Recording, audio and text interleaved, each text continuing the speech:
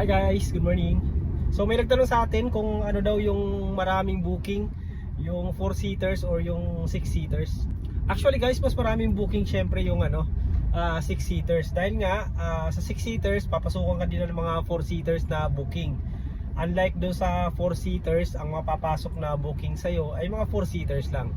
So sa 6-seaters kasi kuha niya lahat 4-seaters na booking and 6-seaters.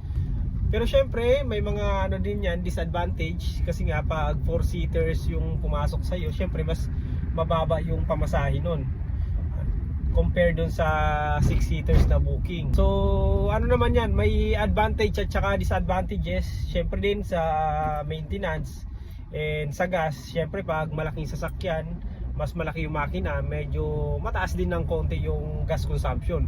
Unlike dun sa 4-seaters, mas maliit yung makina, mas mababa din yung gas consumption. And then sa mga maintenance, ganun din.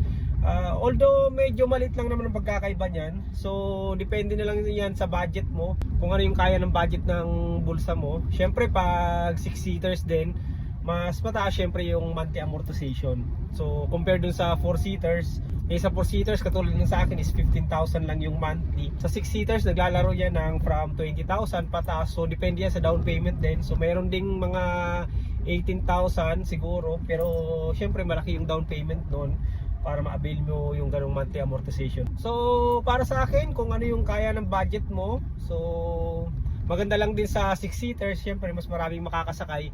Syempre dito sa trabaho natin, di naman lagi puro tayo biyahe. Mga lakad din tayong personal, kailangan din natin isakay ang ating pamilya. So depende yan kung ilan kayo sa pamilya.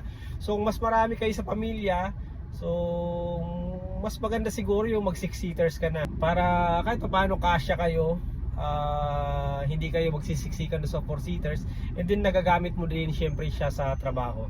So ganun lang yan, mamili ka lang, depende lang sa budget mo. Pero sa booking, mas marami ang booking ng 6-seaters dahil nga doble yung 4-seaters papasok sa kanya at saka yung 6-seaters na booking. So yun lang guys, maraming salamat, sana nakatulong sa'yo.